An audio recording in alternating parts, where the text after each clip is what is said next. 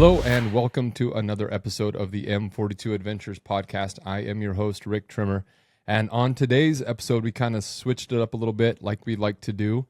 And I actually invited my right-hand man, Ricky Bringhurst, to be on the podcast. He has been with me, a friend of mine for 20 years, but he's also worked with me for the last 8, worked for my construction companies. And for the last 10 months, he's been my right-hand man on the M42 Adventure setup. So he's got a videography, content, production background, and we need that in this world. So he's been able to be, have a front row seat to all these podcasts that I've been doing. And I've just been watching him as I do these podcasts each week. I've been watching him change his life by listening to them and sign up for, karate and entering to run marathons and working on his marriage and working on his family's relationship and his health. And I just thought it was a good opportunity to get somebody on the podcast that is living the M42 life. So this is my episode with Ricky, and we're going to jump right into it. I always say this episode's a little different. I feel like I'm a broken record, but this one is. So most of the episodes we bring in a professional person in their field, right? And Ricky is a part of that. So today I have Ricky Bringhurst, lifelong friend. We've been friends for 20 something years. Like 2004. Yeah, so about 20 years. And we decided that we wanted to have this podcast. Most of our podcasts, again, are with people who have achieved the things that we are interviewing them about, right? They are experts in surfing or, UTVs or horses or all the things, jiu-jitsu, all the things that we have brought people on to interview. Yeah. And so Ricky has been with me since, obviously we've been friends for 20 years. He's worked at my construction companies for how long? Going on 8 years. 8 years. So he knows me very well. He's a part owner in those construction companies. So he's actually a partner of mine and in M42 Adventures. And so I thought it would be good to have you on here, Ricky. I asked you to be on here. And the reason is because you came over to M42 Adventures in the very beginning. You have a background in film, audio, content, right? Production. Yeah. So it just made sense. And instead of us to hire out somebody, you do work still at the construction companies part-time.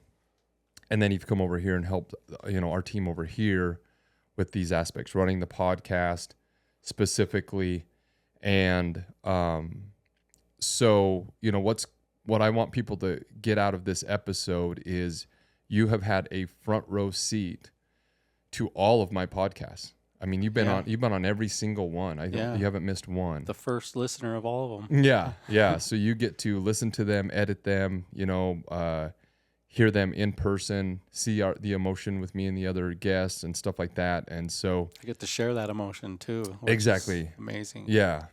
So basically, what the reason you are here is because you have been living the M42 lifestyle. And I haven't said anything, right? I haven't encouraged you. I mean, it's like I haven't said, Ricky, you need to live by this code and this mission statement.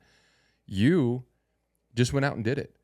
And so we're going to get into some of these things that you have done by listening to the podcast. So we started out, and I know you're a big advocate because of me, and I'll plug myself a little bit there, but reading, you haven't, it's not big. You are the reason why I read. Right. And you've told me that, and I sincerely appreciate that, credit, but you haven't been, I know we're going to go to the next level of what you've done since M42, but even before that, you have wanted to better your life.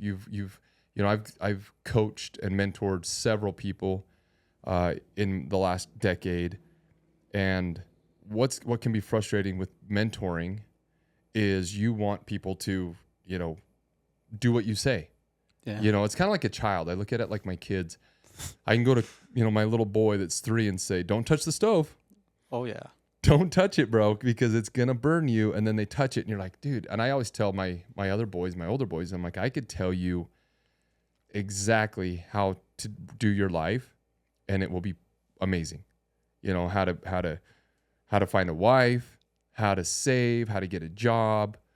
And if you followed this outline, it would make your life better. But that's not how reality works, right? They're going to live their own life. Their heart's going to fall for this girl, not that girl.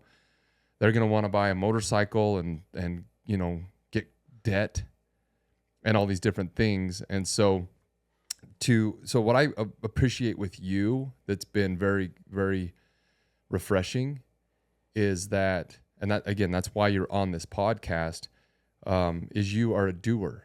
You know, you don't just listen. I give lots of advice. And then the next day, you know, they go out and buy a side-by-side for $30,000 with a $700 payment. And I'm like, bro, that wasn't in our financial plan. And they're like, well, you know, it's a good deal, you know. And I'm like, I saved $4,000. Yeah. I was like, no, you spent $30,000. Yeah. It was a tax write-off. I hear that one a lot. You know, I had a buddy buy a $100,000 truck, and he's like, it was a tax write-off. And I'm like, you wrote off $25,000 maybe? You still spent $75,000, and your old truck was fine. So, you know, that was a big thing for me is what I like about you is your appetite for life, you know, for adventure. And I think everybody, including myself, should continue to be a student. So kind of walk me through in the beginning, and we'll get into the couple specific reasons you're here while you've been listening to the podcast. But years ago when I came to you and you're in the wood mill over here at our construction company, and you said, you know, how do I change my life?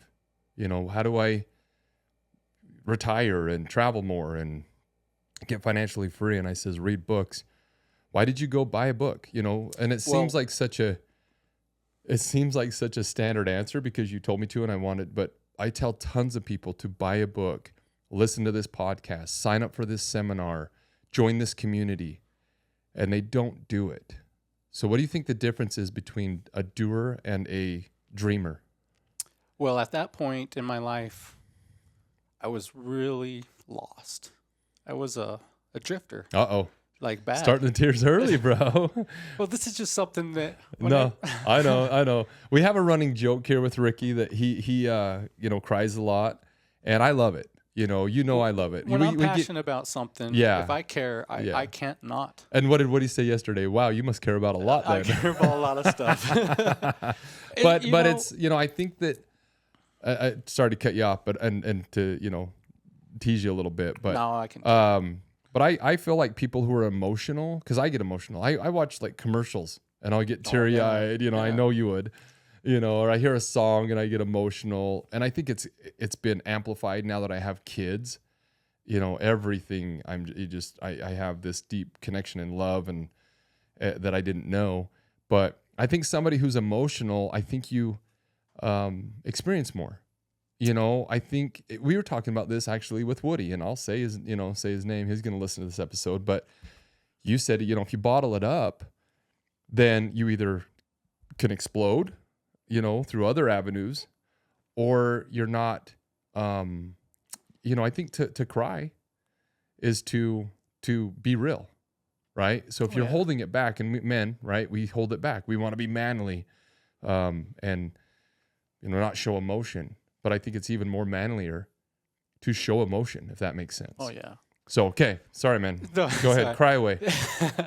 So basically, I was lost. And this isn't something I tell a lot of people or like only my close-knit friends. But well, don't worry. This is just a public podcast. Yeah, and we won't tell anybody. At this point in my life, it doesn't matter to me. If it helps somebody, right? Exactly. Yeah. So, you know, I smoked pot for a lot of years, and it was something I hid very well. I was ashamed of it, but at the same time I wasn't, you know, it just depends on what mood I was. So, you know, I was lost. Or what crowd you're around. Yeah, exactly. You know, you know, you're the sum of the 5 people you hang out with. Exactly. I don't think people realize that. And we can go into that even further with me and that group of friends. Remember, I had to walk away from you and others because that was the, you know, smoking pot, drugs, alcohol was what we were doing. I never got into the hard stuff, but like pot. Yeah, and me either. But I was, you know, smoking weed and stuff like that. And my dad said, you can't run with, you know, you can't soar with the eagles if you run with the turkeys. 100%. And I remember walking around the house that we were at here in Utah, and literally kissing you guys on the head. You guys were all passed And we out. didn't know that. No. We didn't know. Like, No. where's Rick? One day we're like, where did Rick go? It was hard, man. We called you Tall Rick back then. Yeah. I still get that sometimes. But yeah, I woke up one morning and I thought, what am I doing? You know, I haven't held down a job. I'm living just not even paycheck to paycheck, 'cause I couldn't even hold down jobs, but just scrounging by. And I knew that was a dead end road. But like you said, when I was with you guys, it was fun. It was accepted. It was a beautiful, you know, I was engaged to somebody at that time, you know, right before that. And she hated you guys. Yeah. And she says, you know, I don't want you being around. And that was a big reason I called off my marriage with her, because she was, you know, I was just worried about that judging mentality. And I used to always tell her they're beautiful people with bad habits. That's true. But anyway, yeah, so we were at that house, and like you said, in that environment, that was accepted. That was encouraged. You know, it was like, let's party, let's have a good time. And I had to say, listen, this is accepted over here, but if I want to achieve my other dreams of what I want to go do, I can't be here. And I walked around one morning, it was early. I remember going around like literally kissing people on the forehead, my buddies on the forehead, saying, I love you, you know, and I'm going to miss you. And you guys didn't know. And I walked out the door crying, you know, and it was on to the next best chapter. Thing you ever did. It was a good thing, you know, and I still am friends with those people. Obviously you, Woody, you know, a lot of them work with me, for me.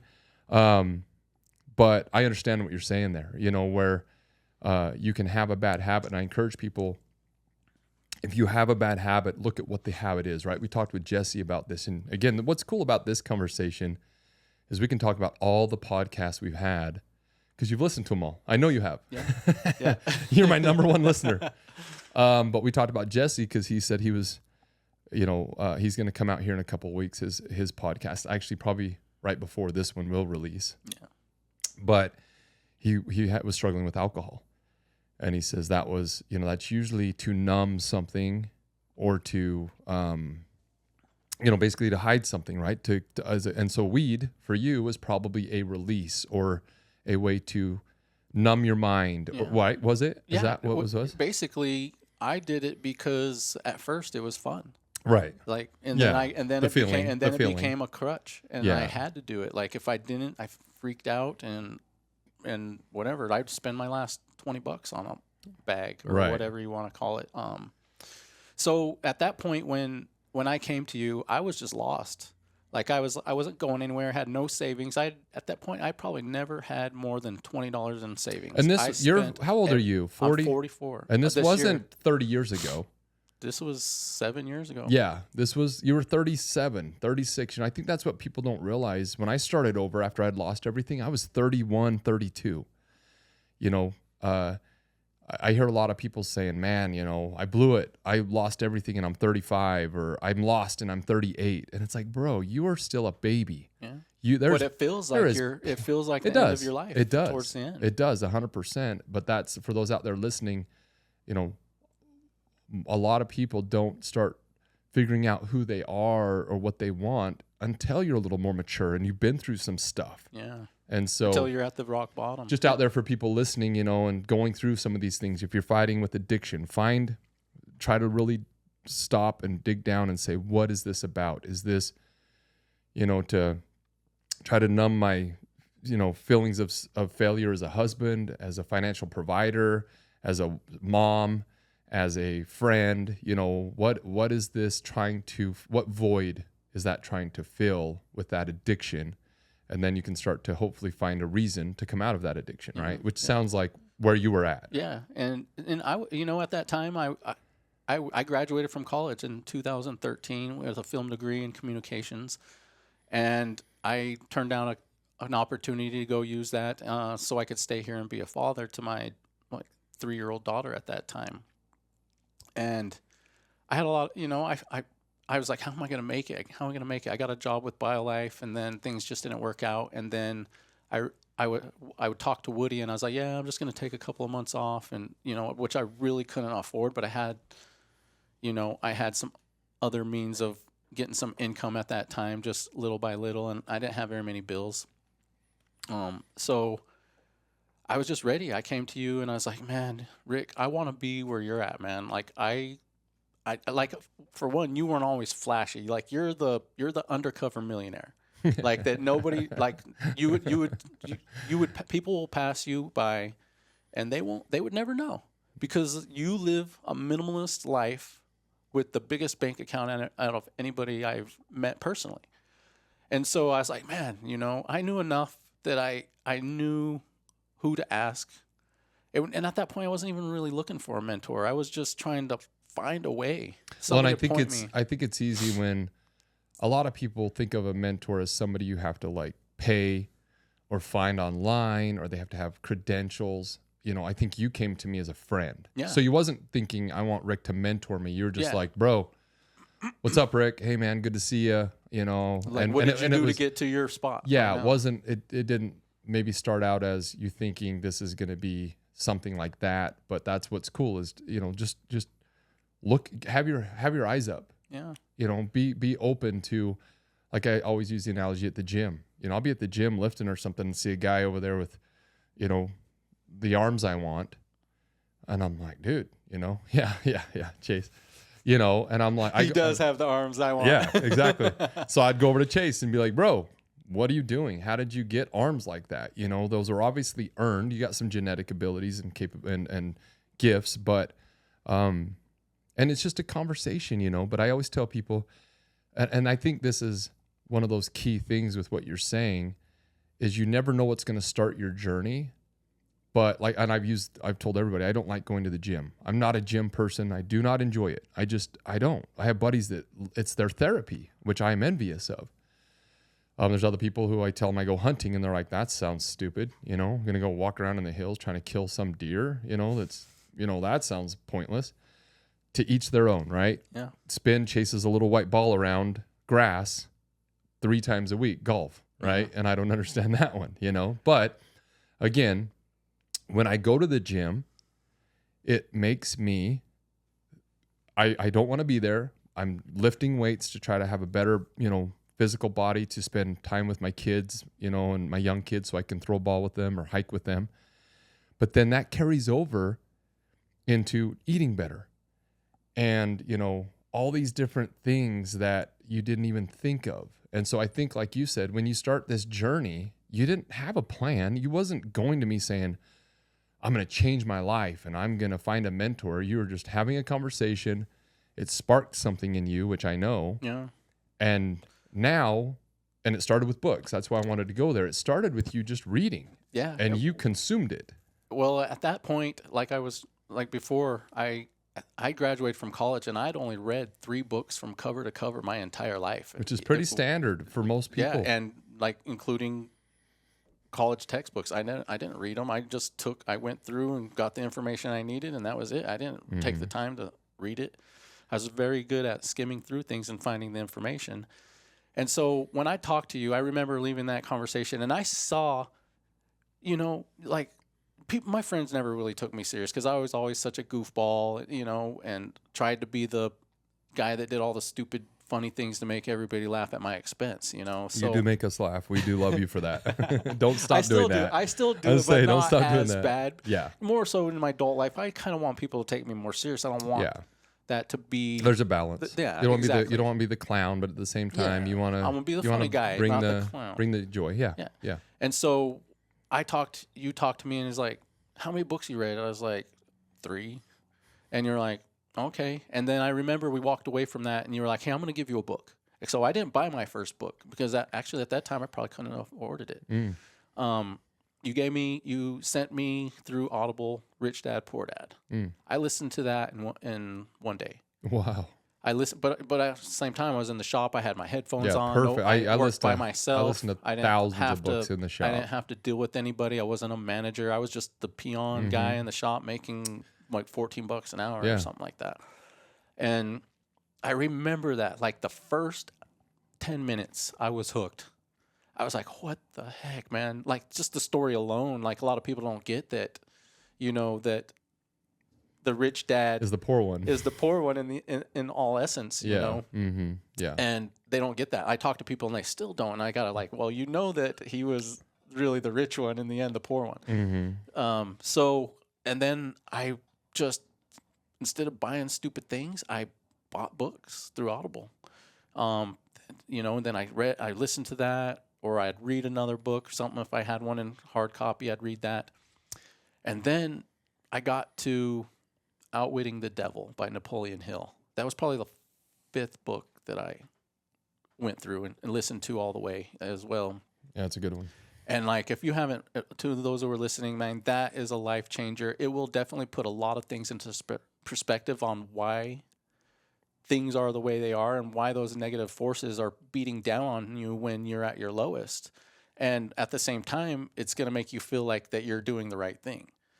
So at least from what I got from it and the way I felt from my life experiences, and then I just kept getting new books and just reading and expanding my mind and learning things about all different aspects. And the thing is too, is like, I'm not getting books that are like Harry Potter or any things like that, any fiction. I'm nonfiction, things that actually, the way I put it is like, if it's not something that's going to help me make money in one way or another, or teach me a skill that I value very dearly, I'm not interested.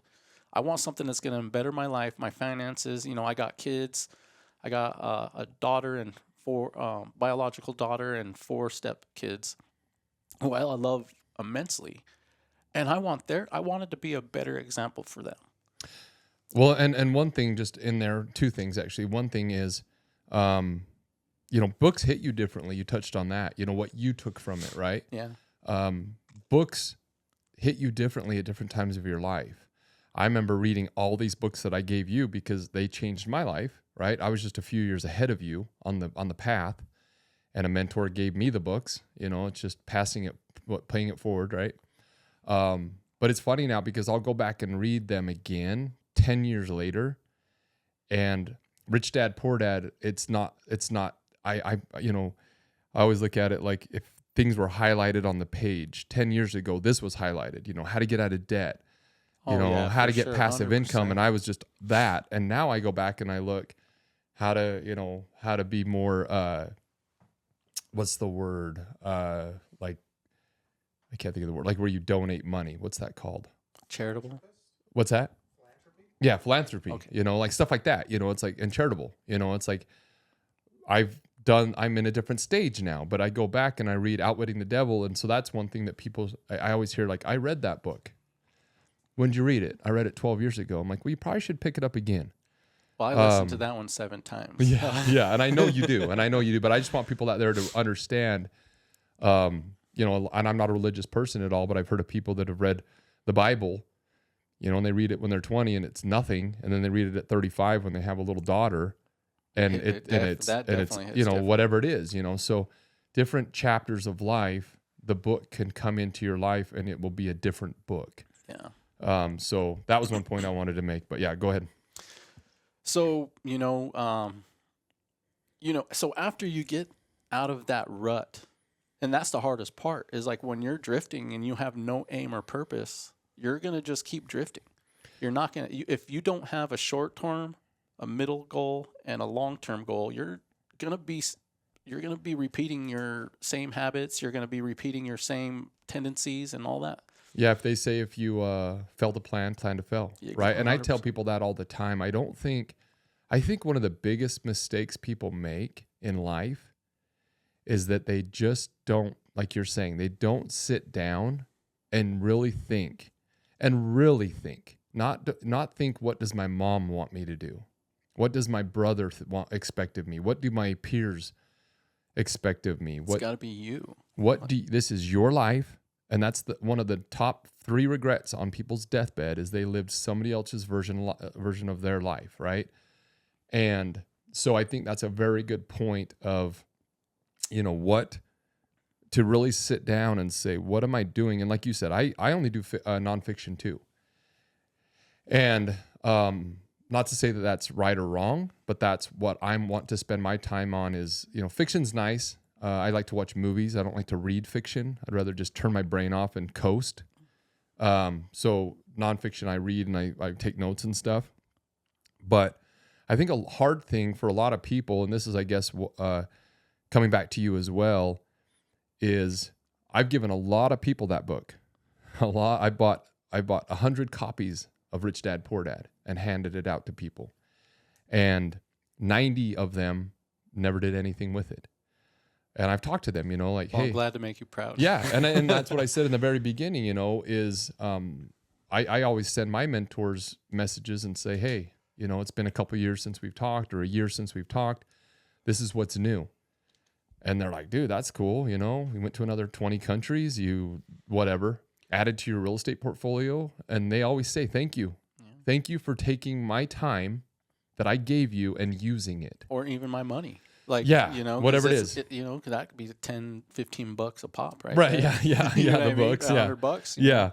But a lot of people, what I have found is you can go one of two ways. If I hand you a book and you have a positive, you want to change, then you can take that book, and when you're reading it, it can be a positive thing of, hope and possibility and guidelines on how to change your life.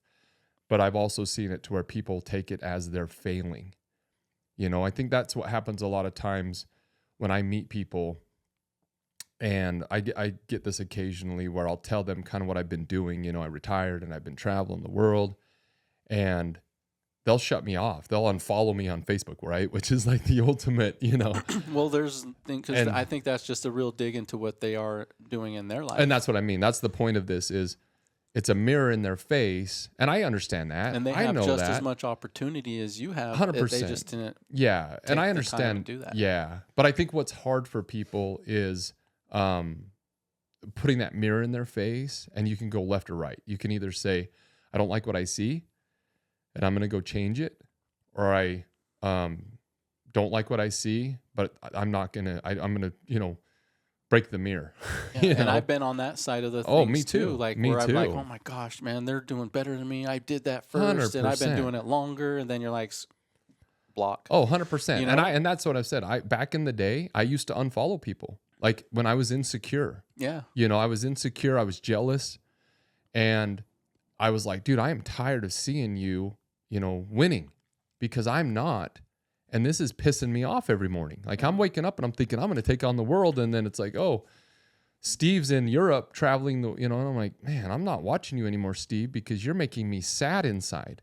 And I'm not saying that's right or wrong. That's just how I was. And like you said, it's that mirror that's giving them a reality check. Yeah. But now I haven't blocked somebody other than them being rude to me. I haven't blocked somebody that's doing better than me for years. And I see that too. Like even on social media right now, it's like whenever I see that, and I notice you do it too, like you will do, even if it's just a couple of words, you get on there and you're showing that you're supporting them and that you're engaging with them.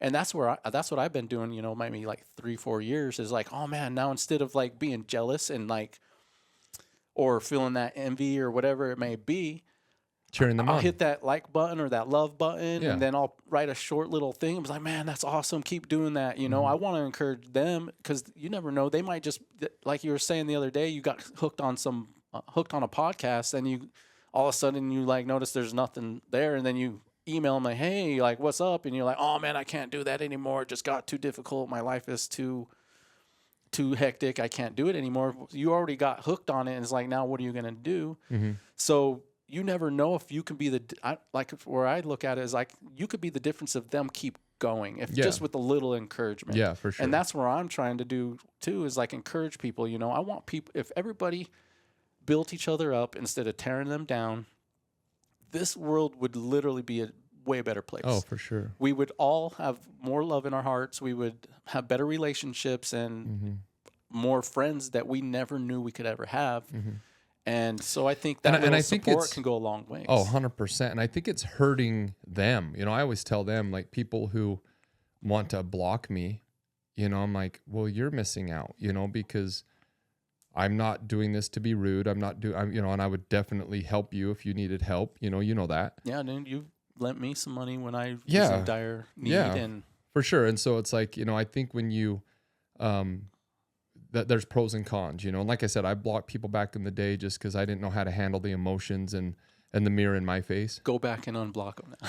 Yeah, and I have. And it wasn't anybody I even knew, really, honestly. It was just accounts that I was just like, this is it just gets frustrating, when everybody's life's perfect. And that's another thing that I tell everybody is my life is not perfect. Yeah. Your life is not perfect. Yeah, Chase's life, it's we see, like me and you, like the good thing about, like, I think where you had inspired me to be a better person is like you've watched the growth. You didn't go months, and when you traveled, yeah, of course, but you saw the day to day. It was like, all right, is Ricky really changing? And then I think maybe it showed after a little while. Yeah. That it was like, wow, he's actually reading it. And then I came to you and I was like, man, I've read like 30 books now. Right. Or listened to. I consider it the same thing. So do I. And then and like I think I have over 300 books in my Audible that I've read. Yeah. Or listened to. Yeah. And it's just, some of them are like a couple hours, some of them are 14. Like the longest one was like the history of Western philosophy, and that was like 38 hours. Yeah. And I listened to that twice. Those are rough. Did you? Yeah. But like I said, like I was in a position where I could almost the entirety of the day I can listen to it because I didn't really need to think about, because for those that don't know, my background, what I do for the construction is like I'm a custom woodworker. And so like I had done it so much that I just didn't even have to think about it. I could just go through, listen, pay attention to what I'm listening to. And I just like go through the motions, and I'm boom, boom, boom. And, didn't mess up hardly ever. Luckily. Well, and I did that too, right? Yeah, yeah. Like in fact, that's what gave me I told you, I says, get headphones. Gave me the idea of doing it. Yeah. I says, get some noise canceling headphones, throw them on your head, man. You're out here. In fact, you gave me the first. Oh, did I? You let me borrow yours. Jeez. Because like I said, I didn't have that much money. Because I came to you and I said, man, if I make $14 an hour, I'll be set forever. Yeah. Like that. Yeah. Yeah. And that's the thing is, it's like if you're commuting, put it in your stereo, run your phone through your stereo. If your car's older and won't do that, get some headphones, like that's and like you said, you can listen, go for a walk, go for a hike, laying in bed at night, whatever it is, I tell everybody, and this is books are cheat codes, right? And I've said I say that now too, man. Like it not only does it sound really good, but it is like the easiest way to describe it. It is. Yeah. It's that and mentors, mentors and people are genuinely trying to help you, and books are cheat codes. You look at it and it's such a simple thing. Bring a desk to my house in a box that's, 100 pieces, and grab the instructions and throw them away. And it will take me 2 days to put that desk together. And if you say, oh, but here's the instructions, video or written, and say, hey, here's the instructions, it's going to cut my time because somebody went through and said, here is the steps. Yeah. Here is how I have put this desk together thousands of times, and here's a book on the best way. And it's like, the stereotype of a man, right, is we don't follow directions. We don't, read instructions. I read instructions to death. And I ask for whenever I'm traveling. I pull over all the time. And I'm like, hey, excuse me, I'm trying to get to, the Amalfi Coast. My navigation's weird. I can't figure this out. And they're like, oh yeah, there's a mistake right here. They got this road wrong. Take a right here. And instantly, from a little local guy that lives there, he fixes my problem instantly. He's my mentor. And again, mentors don't have to be this person that's, it can be that. A little guy on the side of the road. He mentored me into getting to my Airbnb and saves me hours of time, which is your life, right? That's what I tell people.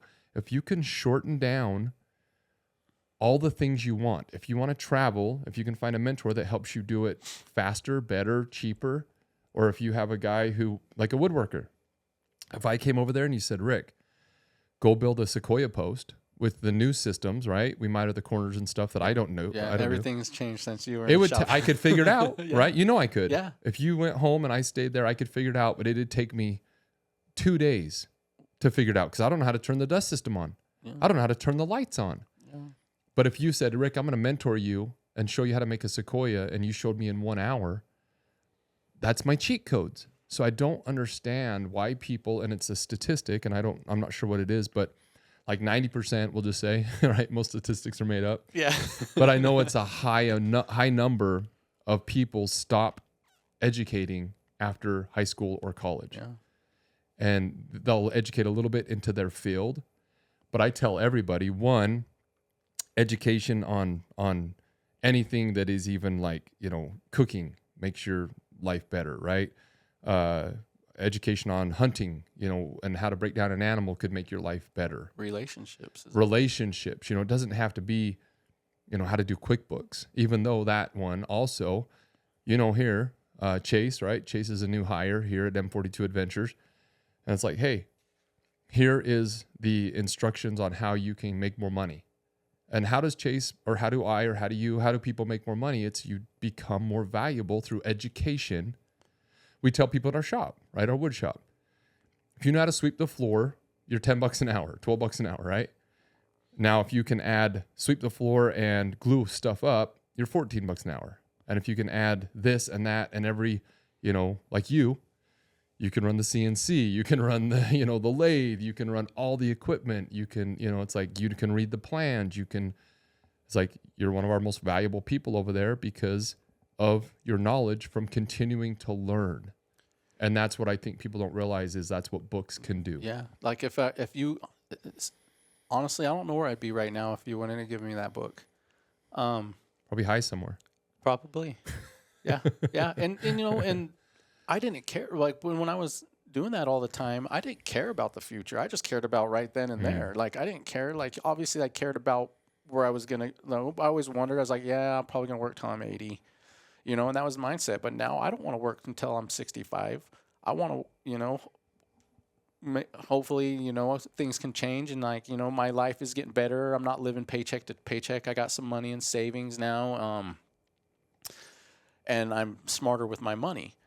Now you see what's possible. Yeah. And I think what helps too, I never had, I retired at 36, right? Yeah.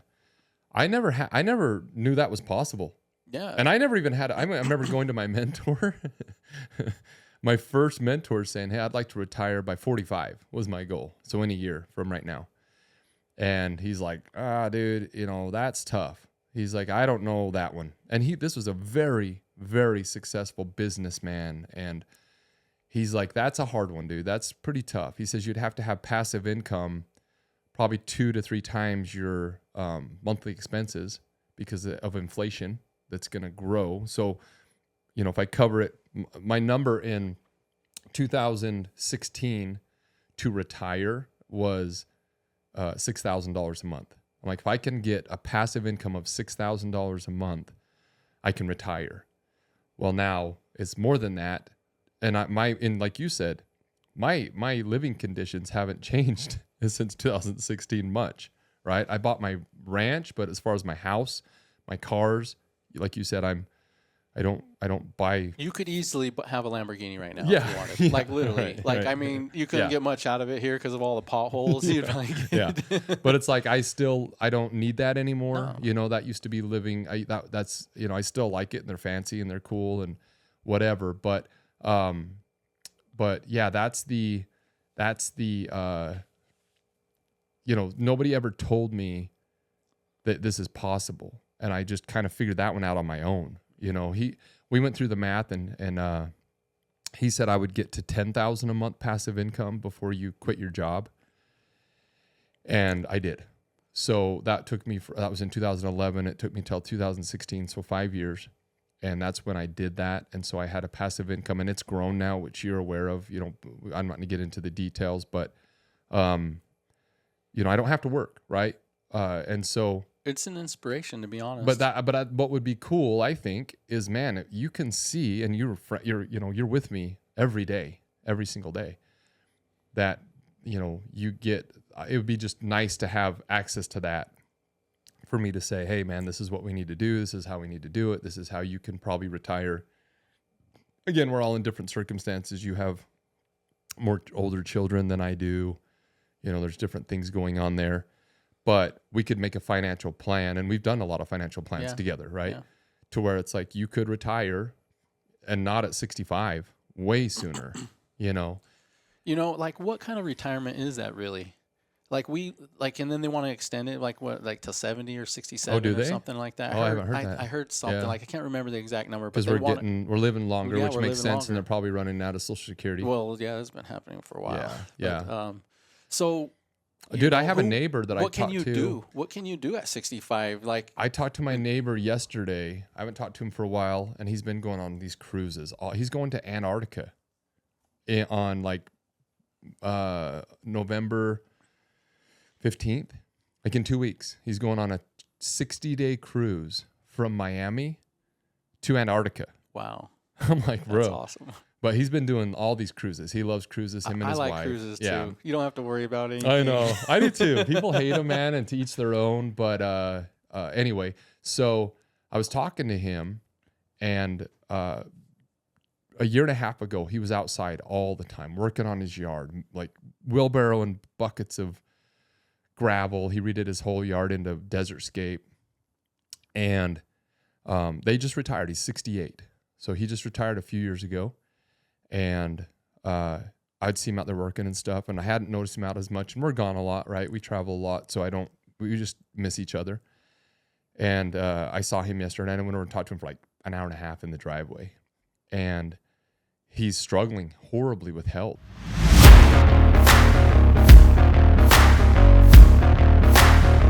Let's take a quick second and step away from this conversation. I wanted to talk to you about a couple things we have going on with M42 Adventures. As many of you know, we just had our first ever firearms class here in Southern Utah, and absolute wonderful experience. I actually took my son, my mother, and my dad all came, and we had almost 40 people come out to this first experience. It was so successful that we're going to be having another class coming up January 25th, 2025. It's going to be a defensive pistol class.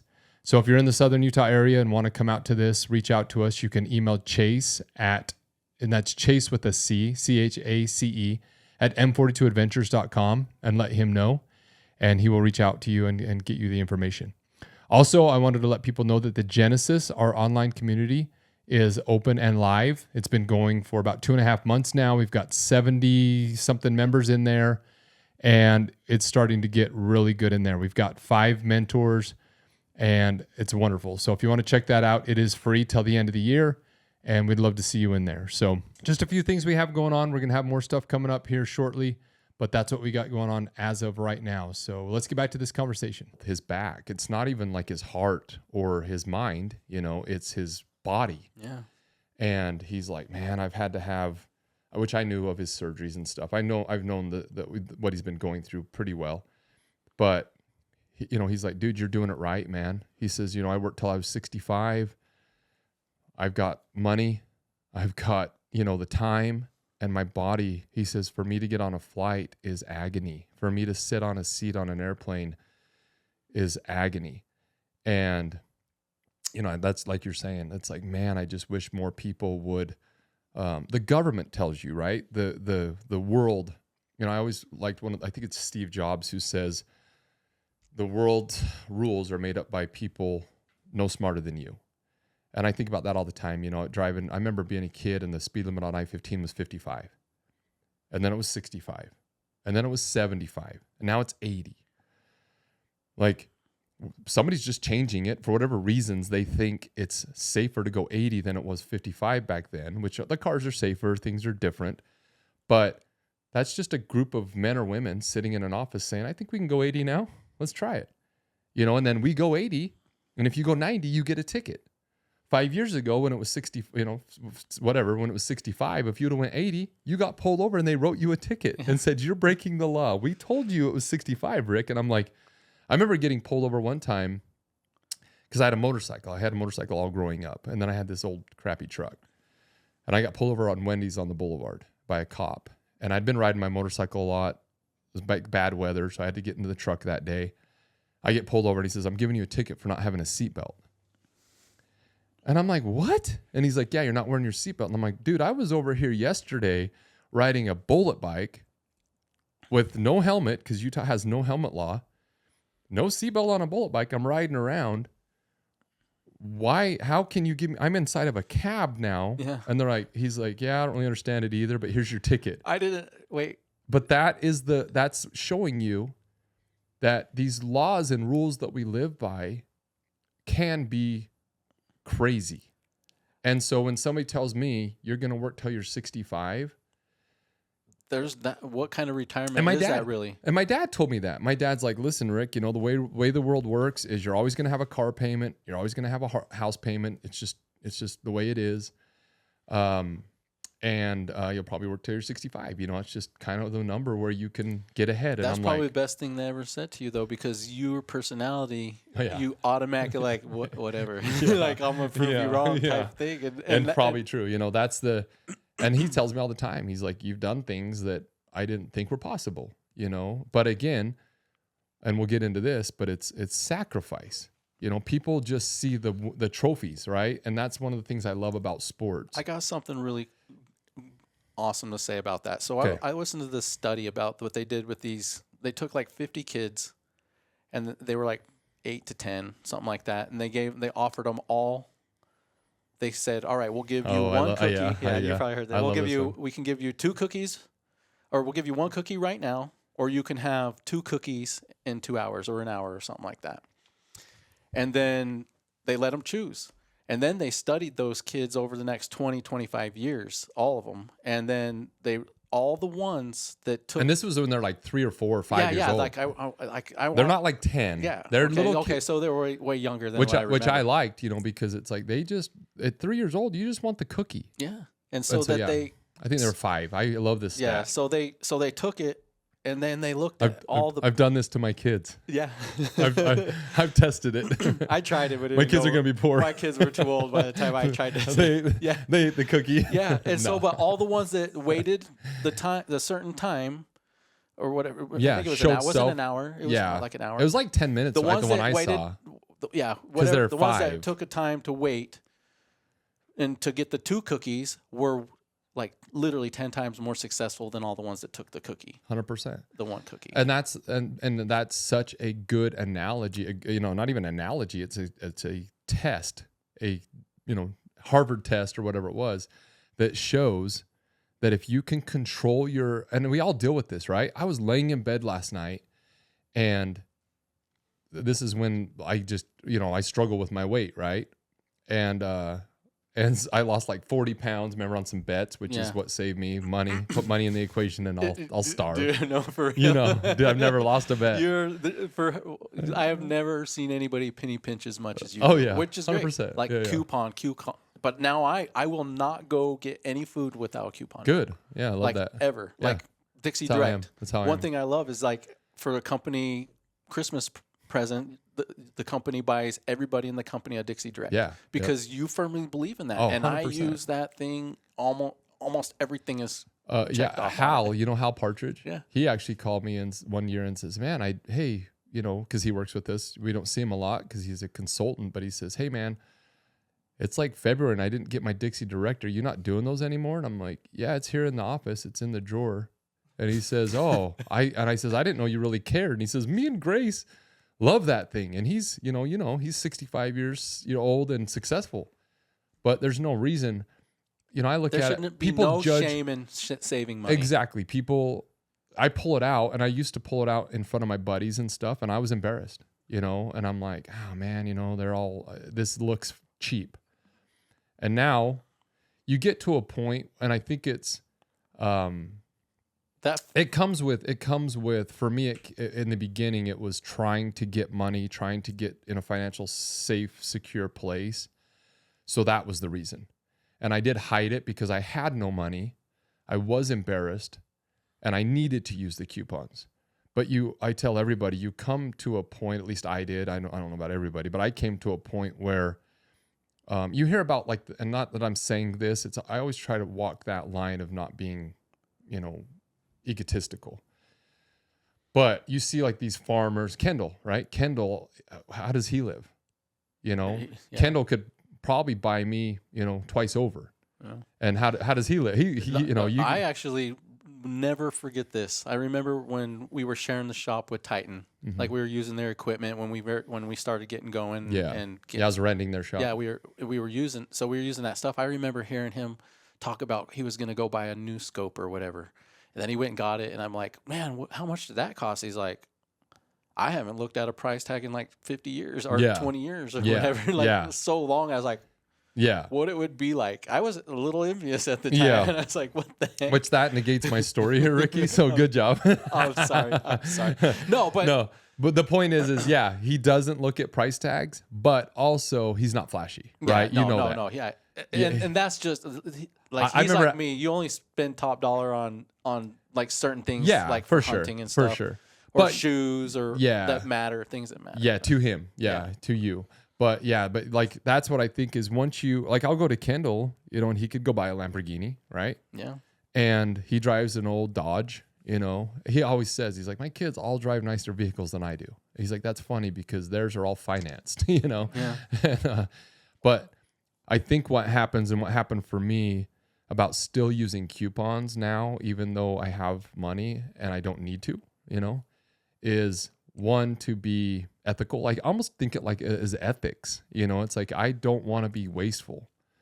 I always, well, you traded your time for that money. And it's just, it's like when I have meat in my fridge, or freezer, and we eat all of it. And if it starts to go bad, I give it away. If I'm Gina says, oh, why are we giving this away? And I'm like, the due date's coming up and I don't think we can eat it. And I feel like it's unethical to waste this. This animal died. And so I want to make sure it is used. Yeah. And I kind of feel like that with money. It's a weird thing for me, but it's with coupons, it's like I feel like it's a waste to not be frugal. It's a weird thing. Well, and you spent all that time, trying to save up to better your life and to get out of debt and get to a better position. And it just stuck with you. Yeah. And it's habits. And at this time, like I could see it in your kids, like you're passing that on, because, they're hopefully they're just as successful as you are, but life can change, 100%. So hopefully they'll keep that and they'll always have that. And then that'll be like a skill, if you want to call it, that they can still get by and get to that next level. Yeah. Or, but why do you need to spend an extra $10 when you can go over here and save $10? There's no need for me. It's just, to me, it's, I don't, so I can't answer that. I agree with you 100%. And the people who don't, if you're feeling embarrassed to use coupons or whatever, it's your life. And that's what I tell Gina, it's like, if somebody wants to judge me on my, $20 pants I'm wearing right now, good for you. I do not care, because I'm going to leave here and I'm going to go fly to Minnesota and take 10 days off. And, I have no debt. Yeah. And you don't have to go to work. So there's like, okay, so where are you at? Where I'm at? Yeah. It's so like, you're judging me and I don't agree with what you say. And so, we're good. But again, that's their life. If they want to have that, then good for them. It's their, we're all on this ride and we pick our paths. But let's jump back. I want to go back. So how long has it been, Chase? What do we got? 52 minutes? Okay. So I want to come talk about a couple things that I brought you here today. So we've learned a lot about you. We know a lot about you. You're a student, right? You want to educate. You want to grow. And what I think is cool is since this is new, since we started M42, which was in March, basically it incorporated in March. So it's 7-8 months old officially. And we started recording the podcast. Do you remember when we did our first episode? It was 30 weeks ago. Yeah. When's that? Because episode 30 is coming out this Is Friday. it? Yeah. Okay. So 7 months ago. So about the same time. And so you're in here, you're listening to all these guests, right? You're listening to Ryan Mickler, me. I mean, I can name them all, right? Kip Sorensen was a big one for you. Yeah. I have on here, I know a few that really hit home with you were Kip Sorensen, which the one that hit on with him was self-defense, jiu-jitsu. Yeah. Bryce Jones was a big one for you, where with his life and his, not even, I know it was what, we'll talk about this where you want to run a marathon, but I think it was the way he's living his life, the way he is a father, the way he's showing up, the way he is financially, right? So, again, just somebody to look up to. And then I know another one that hit both of us, and including you, was Jesse Callahan, right? And being that one hit me the hardest. Yeah, that was a big one for, and so I want to go through each of these. So Kip Sorensen, that was a few months ago. I think that one was like episode 7 or 8 or something. I think it was later than that, wasn't it? Well, how long you been doing since Kempo? April 24th. Oh, really? Oh, maybe it was then. Yeah, you're right. April 24th. I would have thought. Yeah. So well, what happened is that podcast we were doing the podcast, and I was listening. He was talking about martial arts, and I did martial arts when I was like 8 to 12. My buddy's friend taught it, and I just would go over there every day after school, and he just like, hey, you want to learn this too? And I was like, all right, cool, for like 4 years. And then I moved up here, and then that was gone. So, and I just didn't have the ambition to do it anymore. For one, I couldn't afford it. We struggled. My mom had, wasn't always the most successful. She's pretty successful now. But back then I'm sure she was living paycheck to paycheck, and she still managed to give us everything that we wanted. We were spoiled, but poor people spoiled, spoiled in different ways. We didn't get the flashy stuff or whatever, but if we wanted this to eat, we got that or whatever. So I just remember just the way he talked. Like, if you haven't listened, he's on the Order of Man. Well, had we done so? It was after. Was it? Yeah, because I had already been in martial arts. Oh, okay. I mean, but when we went up here and rolled together, was after that was after episode? I joined. Yeah, that was after, I think. No. I remember I was already, because I went straight to the dojo and talked to my dojo about it, to my sensei. So people listening, so you listened to the podcast, and then we went and rolled. You're saying rolling was after? Yeah. So we went and signed up for Ryan. You actually came up to film. Yeah. I was a guest at Ryan's retreat here in Pine Valley, and one of the things was jiu-jitsu, right? So, and I've never done anything like that ever. And we get down there, and you're my partner, and I was like, I can take Ricky. You're a foot shorter than me. What do you weigh? At that time, I was like 180, 170, 170, and 180. I'm 240, so I got a lot of weight, a lot of height on you, and I just thought I'll overpower you, but you had some of the basics from your training, and I had nothing. And you hurt me.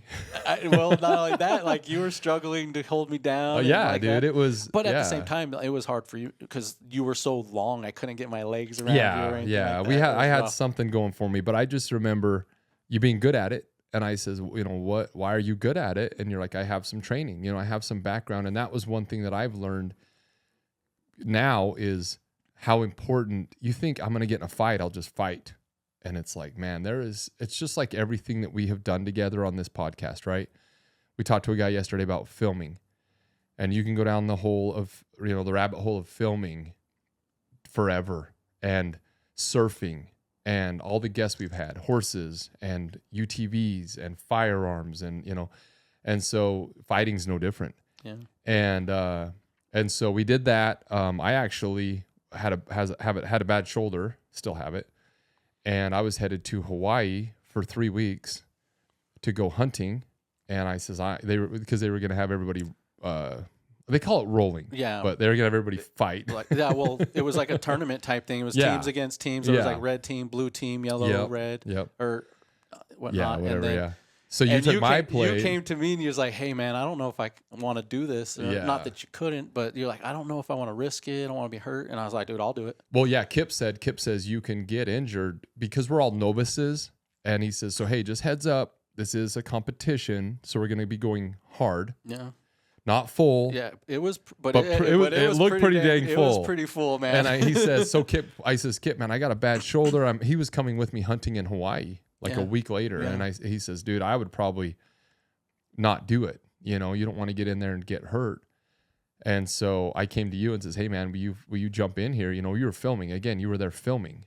And you were able to roll with me a little bit. And we were just getting some content for M42.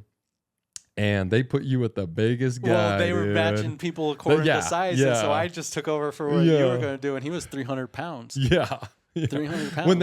When they like, I was like, dude, you take over for me? And you're like, sure. And then I was like, yeah, dude, I wanted to. And then I remember they're like, hey, Mike. And I know Mike. He's all, okay, Mike, you're going to fight Rick. But Ricky's gonna step in for Rick, and I was like, oh, good. Not only you, but everybody in the dojo was dude. like, I feel bad for Ricky. Yeah. Oh yeah. And you won, dude. I went in know? there aggressive, and the little bit that I knew, I was like, it shows I gave him a run for his money, and then I made him tap out. Right. And that's the thing is that I learned from that sport and that day, and then having Kip on is it is, you know, he says all the time, he's like, dude, you don't know who has what skill set.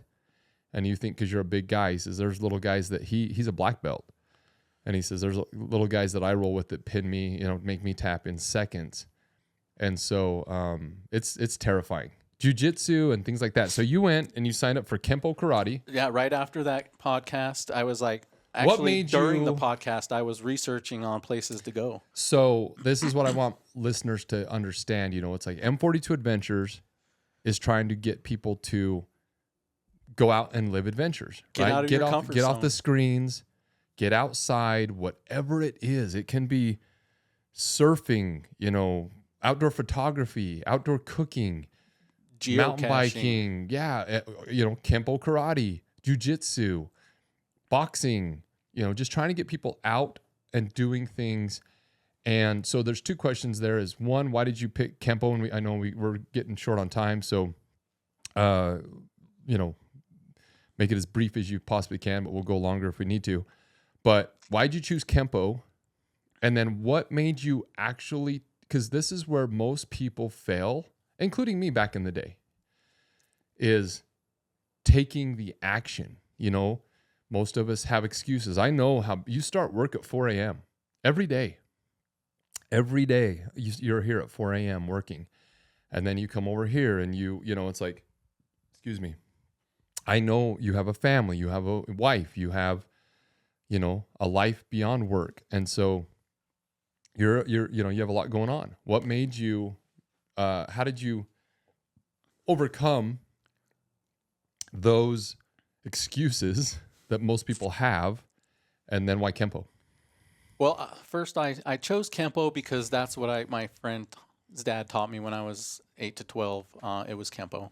And I always loved it. You know, there's nicknames for it or whatever, but I've always heard it as the death touch, you know, because it's one of the most violent forms of karate there is. It's like you're not just teaching people how to subdue them or whatever. You're trying to put them down so they can't get back up and hurt you.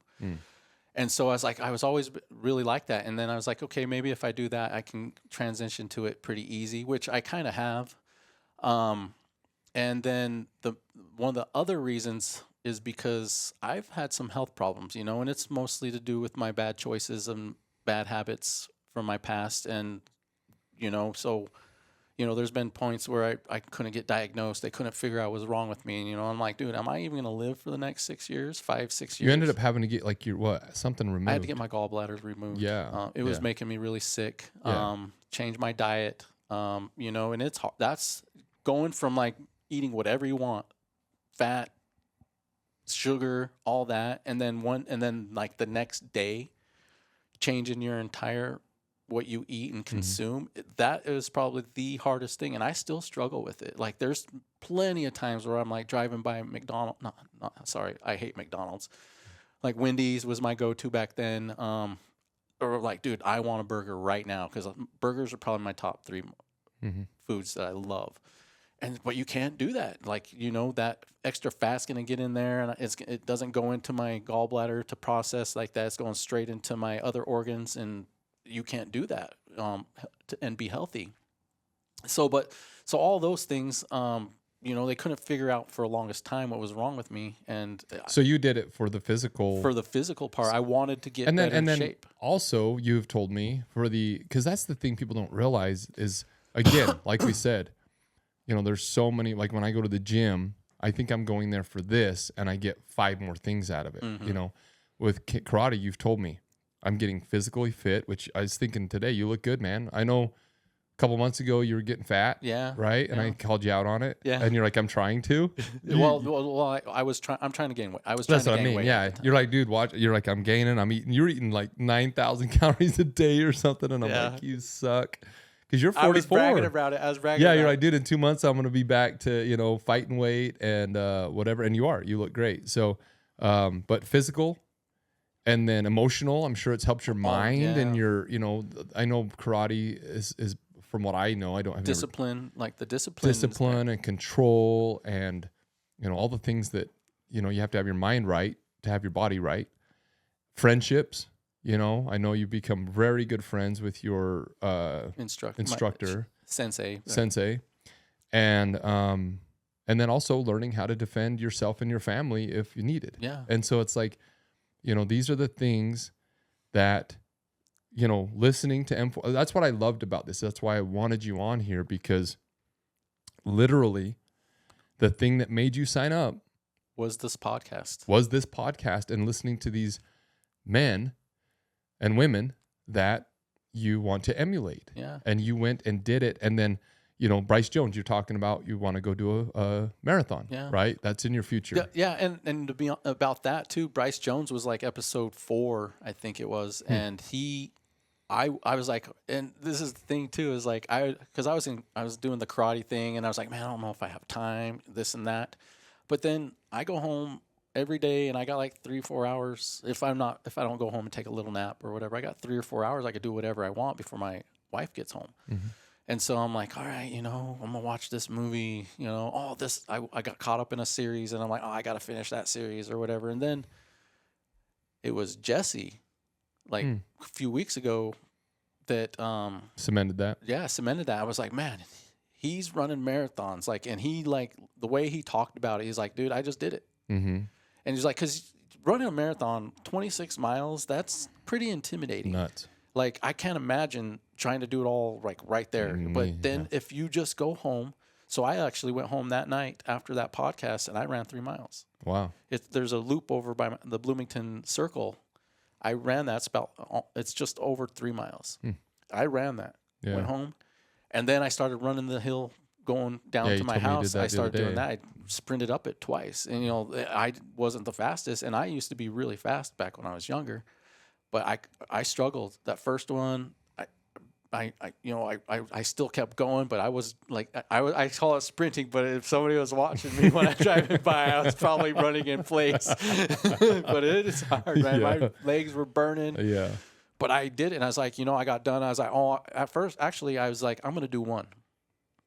But then the whole model not the whole model, but one of the main models of M42 and the Genesis is do hard things, don't be a spectator, get outside of your comfort zone, and grow. That's where all the growth happens when you're uncomfortable. Yeah. That's where you find out who you really are. Yeah. If you go home and sit on the couch every night, you're not going to grow. But if you get up and run 500 yards tonight, and that's growth. Yeah. And then the next time, it's like Chase, he's here in the room. He says, tweak it 1%, just 1% over the course of a year or 5 years. Over 5 years, that's 100%, 60%, yeah, right? That's true. So that's what I think people don't understand is there's some like you who jump all in and go, and I know you're gonna fight, right? I've always had a goal, like it was always in my bucket list, but I just didn't have the confidence or the skills. When I was married. Oh, somebody's honking outside. Is that all? Yeah, it's a truck driver outside. I was like, what is your phone going off? Yeah. I was like, what is that? So, this isn't something I'm proud of or whatever, but when I was married to my first wife, she was a loud mouth, always saying, if you don't like if she didn't like the way the conversation was going, she's all, you better shut up or my husband's going to F you up. Oh, and I'm like, dude, like, what the heck are you saying? So she literally got me in like over 30 fights. Jeez. Like, or she would go fight a girl, and then I couldn't just let her go by herself, and then the girl's boyfriend would be there and go over and grab my wife, and then I was like, okay, whatever, and I had to take care of business. Not that I don't think I'm a tough guy by all means, but I will always defend. You're very loyal. Yeah, I'm loyal. I will defend what I love and the people I care about to the death. I would die if I love you and care about you, I will give you my life if I had to. Yeah, and I believe that. So and then that's another thing too, is like, I think it was like a statistic of like only about 1% of the people have ever had anybody put hands on them to try and hurt them or try to physically do them harm. I hadn't. People see my size and build, and they just don't. But when you grab me, and that was the first time. That was the first. I mean, I've boxed like Nick Phillips once, but I whooped him. You know, like they boxed all the time, and he called me up and was like, "Hey, dude, we box in my backyard. Come over." And I beat like all of them up, but because my reach. Yeah. You know, probably had no form or had zero. I'd never boxed, but again, that little bit of, you know, but if you go to somebody that knew what they were doing, yeah, you got killed. You know, they'd have known how to use my reach against me, you know, or whatever. They'd have been trained. But yeah, that was the first time that I can recall that I was manhandled. And Kip talked about that. You know, he says that's where I got it from. A lot of people don't sign up for jiu-jitsu because they don't want to feel that. They don't want to feel like a lesser man. And that was me. It's like, who wants to go into a room with 10 other men and get beat up? Yeah. And he says, and this was a big one for me, and I think you heard it as well, where he said, you know, I says, dude, I'm nervous to walk into a dojo or a gym and sign up because of how they're going to judge me and look at me. You know, it's like I see people at the gym that are overweight, you know, or whatever. And I'm like, good for you. Like, I look at them and I'm like, yes, because you know, they're in there and they're around all these people that are fit and they feel uncomfortable. Probably. I hope they don't, but they probably do because of the way our society is. Yeah. So they're in there. But they're there. And I've actually gone up to several and been like, what's up, man? Watching your workout, you're killing it, you know? And they're probably like, well, it's weird. And they probably needed to hear that. But I hope that it comes off right, if you know? everybody did that in one aspect, or let's take it, if you did that 3 times every day to 3 people, right. It doesn't matter. It could be, be genuine. I'm not saying go up and make something up. Me and Chase talked about this where it's like, I think it was me and Chase where we said, walk up and say, hey, cool shirt. Acknowledge, and give credit where it's due. Be genuine. A compliment. A compliment can do so much. It doesn't have to be monetary. But that was a big thing for me that Kip said. He says, we admire the guy who walks in the gym almost more than the guy who's a black belt in the gym because we have all been there. He also and we know the courage to come in that door. You asked him what's the hardest belt to get, and he said the white belt. Yep, that's a good point. Yeah. Which is the one they give you. Yeah, that's the first one. That's the one they hand you because... My dojo, we had to earn it. Did you? Yeah. Well, we had to do 3 acts of kindness in order to get I'm going to buy mine online. I've been looking. You can buy black belts online, so it's pretty cool. That's cheap. Yeah.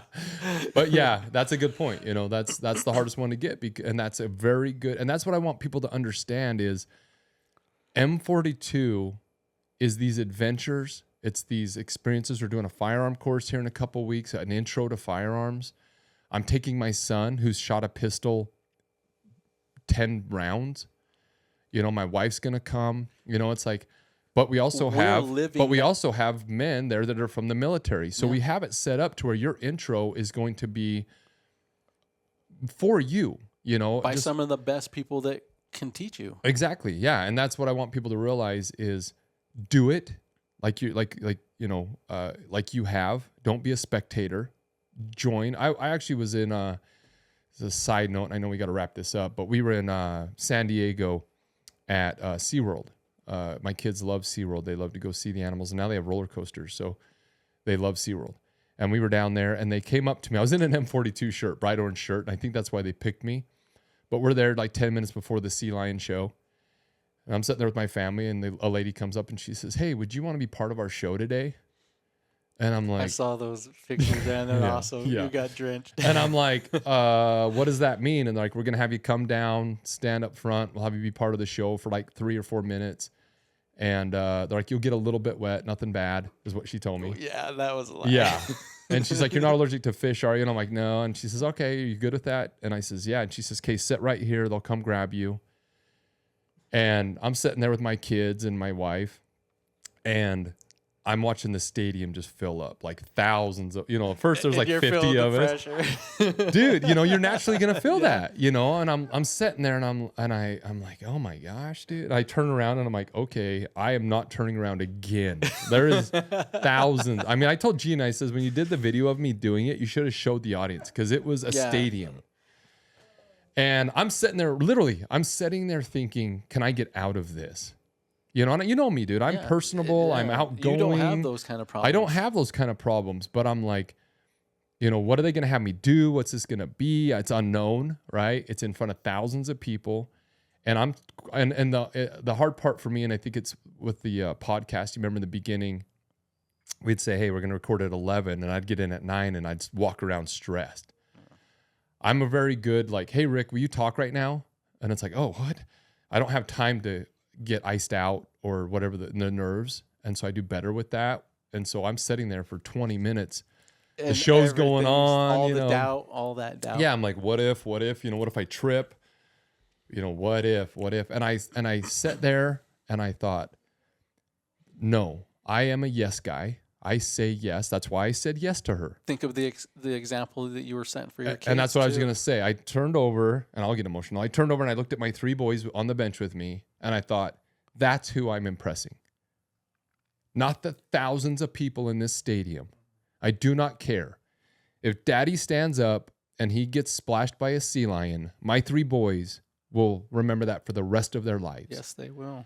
And I stood up and I did it, and they talk about it every day and they love it. And just thinking like 3-4 years, they're like, oh, remember when Dad was up there? And like, he's like, I'm going to do that. And then think of the inspiration for them. They're going to grow up. Hopefully raising their hand. The world better look out for the trimmer kids. Yeah. Because Castles kept saying to me, he's like, you're so lucky. You get called up on everything. He's like, and, you know, he wanted to do it. He would have done it in 1 second because Daddy does it. But I want people to understand that I was nervous. People get nervous. We're all human. I wanted to back out. I did. Probably if they would have given me a little bit of a way. There's nothing wrong with that. There's not. Think that as long as you don't let it determine you not doing it. And but that doubt is sometimes always going to be there. And if you can fight through that, that's making you stronger, and your mindset is where it needs to be. Well, and you grow. Like I left, and you know, like it could have went from easily from I quit, I gave up, I let fear win, I let peer pressure win, and I would have left that park depressed or sad or less. And instead, I went through with it, I did it, and I left up. Mm-hmm. So it could have not even, you know, say I'm 50, I could have left at 30 and I left at 80, you know, and so that's what I always tell people. And I think I said this yesterday in my podcast, or maybe it was the day before, but I says, did you regret it? You know, to somebody, I can't remember. They said I did this, and I says, did you regret it? And they says, no. You very rarely regret the things that we do. You know, there's been several times. I remember speaking at my grandma and grandpa's funeral. I told my mom, I says, I cannot. My grandpa I was a little bit better at for some reason, but when my grandmas came, and I think it was again because my grandmas, I had like a lot longer notice, and I was in Hawaii hunting, so I was alone in blinds a lot, so I was with my thoughts a lot, you know, kind of thinking about it and stressing. And I called my mom and I says, I don't think I can get up on this one. You know, she was my world. I just don't know if I can get up there. And my mom says, if you can't, we'll let you out of it. You know, we're not going to make you talk at grandma's funeral. And I thought, no, this is for my grandma. This is for her. And I'm going to do this. And if I get up there and I pass out and I fall and I smack my head and I bleed all over the rug, what's the worst that could happen? I choke. I can't speak. I panic. I don't see that happen. But if it did, speak. But yeah. But if I did, that's the worst, and I'll get through it. Yeah. And I did, and I look back on that, and I'm like, I am so grateful that I said yes. And so that's what this kind of episode is about. Be a yes man. Do it. Literally. Take the chance. Take the risk, and do it. If you do it with the right people, the people in San Diego, when I got up in front of everybody, it was a wonderful crowd. They cheered me on. They high-fived me when I walked by with my wet shirt. And they probably said something to you like hours later throughout the park. Oh, dude. Yeah, Castles, that's funny you say that, because the whole time people would walk up and they're like, dude, you're the guy from the Sea Lion show. And they're like, that was awesome. And I'm like, yeah, they didn't tell me I was going to get wet. And they're like, oh. So look at that. And my kids, Castle's like, dude, you're famous, Dad. You're famous, you know. And I'm like, SeaWorld famous for the day. But you're exactly right. It's like, you know, I highly encourage people to get outside their comfort zone. And then if you do it with the right community, which I will tell everybody that M42 is, I guarantee it. If it is not, I will address it. This is the place to be. Like, I want to be here like every Yeah. day. Like, you know, I love woodworking, but my life is past that. And I know we're getting short on time, Yeah, but I got to run to I got my 4-year-olds or 3-year-olds in a Halloween parade. So oh, nice. he's dressed up as a dinosaur wrangler. So So if I could just say one Yeah. last few things Yes. real quick. So when I joined Kempo and I went home that day, I called one place and they were closed down. Then I called Sensei Teague at Achieve Martial Arts St. George here in St. George, Utah. Great guy. I talked to him for 2 seconds. I was like, all right, I will be there. I actually went that day and met him. Went down there. I was a little bit late for the class, but then I went to class that next day, and I'd been there. I probably only missed like 4 days since then, and we go 4 days a week. wow. And like, you know, and I've gotten into knife fighting. Like I'm training in knife fighting right now. Yeah, that's terrifying. You showed me some of that. It is terrifying. Dude, and it's not like I'm trying to fight people. It's like knife defense, I guess. But we call it knife fighting, I get. Yeah. But technically it's knife defense. You know, it's nothing to be ashamed of. It's a skill that why not have? You may never need it either way, you know, but if you get in a situation and you have that in your bag of defense. I know I'm walking away. Yeah, and that's the point, you know. Yeah, and so my confidence is greater than it's ever been. My mindset's better than it's ever been. And my just that is it rolls over, I'm sure, into your my marriage, regular life. Your kids, Dude, your friendships, your job. I actually my wife actually started doing yoga. Like awesome. Like she was like, "Oh man, he's getting fit," and she saw the way my That's body was what- changing, yeah. and she's like, "Oh, okay." And I never once said anything. Believe I wanted to. Yeah. I wanted not in a disrespect. That sounds so bad. I'm gonna get in trouble. Yeah. But no, I wanted to encourage her. But I don't. She's the type of person. The more I push, then she's just like, whatever. And then she won't support. Yeah, me. you want her Well, to- not that she won't, but she's just like, oh, okay, whatever. And then I start talking about she's not gonna listen to me because I go home every day. I'm like, oh, let me show you what I learned today. Yeah. You know, and like, believe me, my body hurts.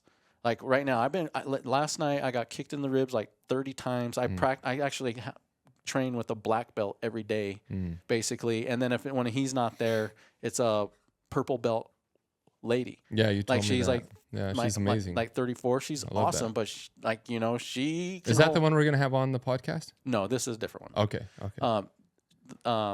Cool. But yeah, so like I hurt every day. My knees a little bit sore, whatever, just from getting kicked and hit and thing. But I love it. Yeah. I love it. Well, dude, like I said, I wanted you on here. You're a big reason why M42 is becoming successful and growing. You're a key component of that. You've been my right-hand guy. I appreciate you. I know we have our ups and downs, right, which all relationships do, but I respect you. I love you. You're an inspiration to me. So keep doing what you're doing. Keep inspiring. Keep spreading the message of M42 and what you believe in, which is, amazing. Yeah. And thanks for coming on, brother. No problem, man. I'll just plug him one more time. Achieve Martial Arts. Absolutely. Teague, Sensei Teague. Yeah, we're talking about having him, maybe come on the podcast as well. We're in the works of getting him and even trying to do something with the Genesis. Mentorship and stuff, yeah. Awesome. If you need to, 435-233-4113. Just give him a little bit of plug. Great guy. Yeah, absolutely, man, for sure. All right, brother. Thanks for coming on, and have a good day. All right. All right, so there you have it. My conversation with Ricky. Hopefully you enjoyed that, took something from it. Basically, the message there is don't be a spectator. Start, join, get outside your comfort zone. He is living that lifestyle, and I am now inspired by him, which is very cool to see it kind of come full circle and see his growth and the different things that he is doing. So great conversation, lots of good stuff in there. Appreciate Ricky coming down and recording with me, and also all the help he does for M42 Adventures and spreading the word and just everything he's done. So hope you enjoyed the episode. Hopefully you have a great weekend. Thank you for listening and tuning in. Keep sharing our message. That's how we are getting the word out, and talk to you soon.